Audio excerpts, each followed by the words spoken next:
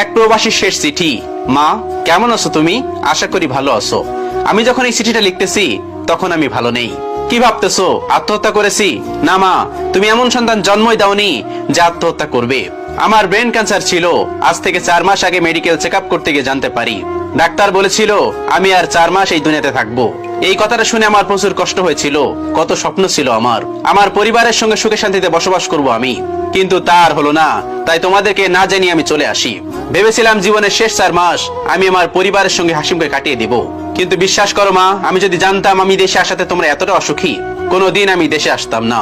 যদি জানতাম আমি আমার আপনজন, কাছের মানুষ, প্রিয় মানুষদের থেকে এত অবহেলা পাবো, আমি কখনোই দেশে আসতাম না। তুমি তো আমায় গর্ভে ধারণ করেছিলে মা, তাহলে কেন আমাকে অবহেলা করলে মা?